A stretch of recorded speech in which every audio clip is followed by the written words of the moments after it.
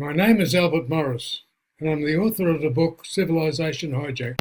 It has been scientifically and archaeologically proven beyond any doubt that it has taken about 1.5 million years of migration from Africa to the four corners of the earth.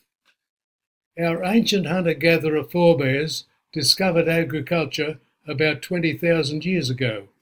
This discovery was our first giant leap and life changer, requiring settlement and tending of crops. Natural evolutionary growth of human intelligence indicated and encouraged the forming of social communities, tribes, clans, etc.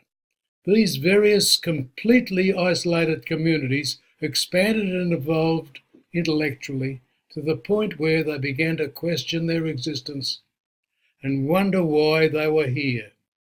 Imagination kicked in, with their recognition that natural forces seem to control their existence. The sun, the moon, storms, cyclones, volcanoes, etc., prompting the multitude of idols and artefacts to represent any particular unknown force or god to pacify, with special individuals who offer whatever practice they thought appropriate. This was the birth of a priesthood, creating the turning point. The path to the biggest calamity inflicted on humanity, theology. To name a few of the tribes that eventually grew into states and nations: Vikings, Minoan, Greek, Roman, Egyptian, Hindu, Hebrew, Syrian, America, and Inca, etc. These gave us a vast variety of gods, hundreds, with thousands of variations that still exist today. The political component keeps us separate, and up to now, these have been the main cause of human conflict. It's difficult enough to cope with natural problems without imposing self-made disasters.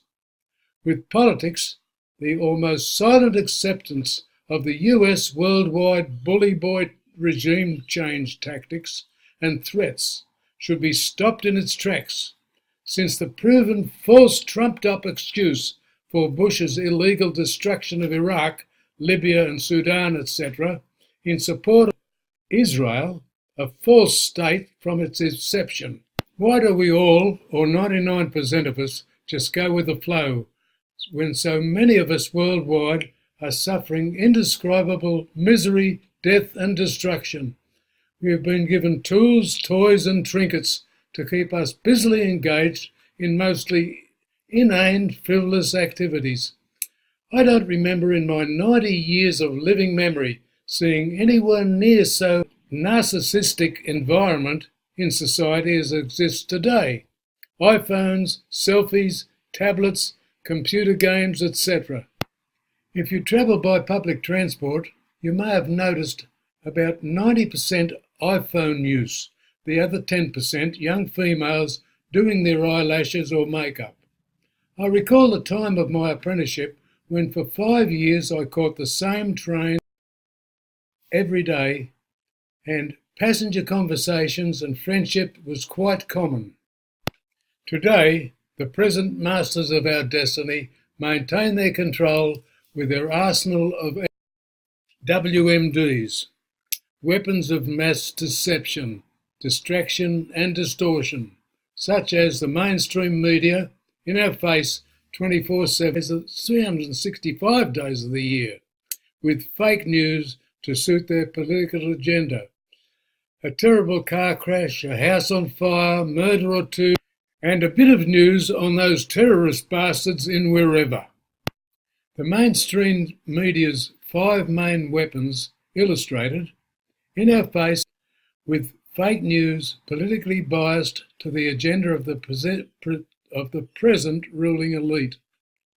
This keeps us constantly absorbed and confused as to exactly where our so-called civilized world is headed, especially since the use of neuro-linguistic programming, which is subtly designed to persuade without our conscious awareness.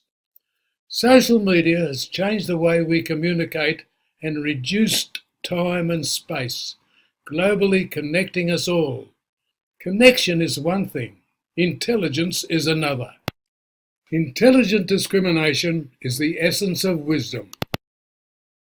Our fractional reserve banking system is where we deposit a sum of money and receive a small interest. The banks then create 10 times that amount out of thin air and lend it back to us at up to 25% interest. Unbelievable! It's a long story and is explained in minute detail in my book. A good example of the use of NLPs, that is, neuro-linguistic programming, is Edward Bernays. He is accredited as being the father of propaganda. He wrote several books on crystallizing public opinion, describing and outlining how skilled practitioners could use crowd psychology and psycho-persuasion as an outcome, without our personal intellectual assessment. This type of hidden numbing and dumbing is behind our everyday news and advertising. He described the masses as irrational subject instinct, psychoanalysis, to control them as desirable. The military-industrial complex is the primary beneficiary of war and conflict. So long as we can keep from uniting in peaceful coexistence, they rake in trillions of dollars in the sale of the killing machinery and weapons, actually known to supply weapons to both sides of a conflict.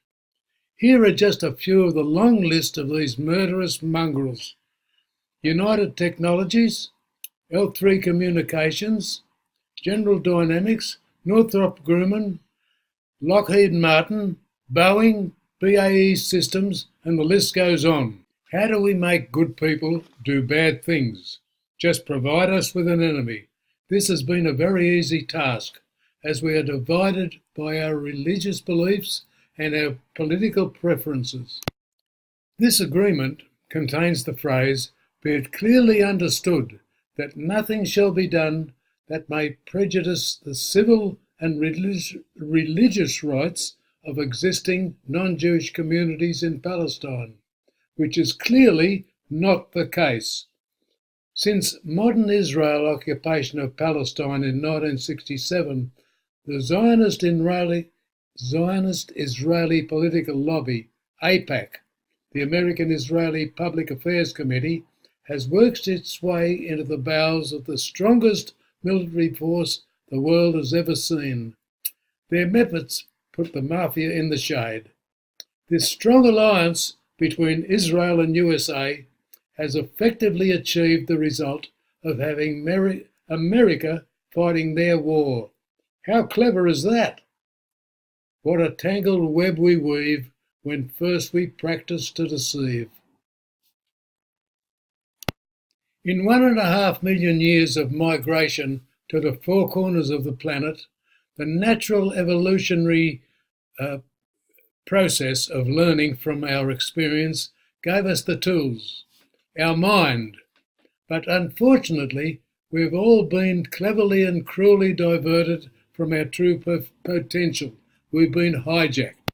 Since the invention of James Watt's steam engine sparking the Industrial Revolution, and Albert Einstein's formula E=mc² sparking the nuclear age, and John Bardine's transistor that ushered in the information age, we've reached a stage where it is well within our physical, technical and commercial ability to maintain every individual on Earth in their idea of heaven.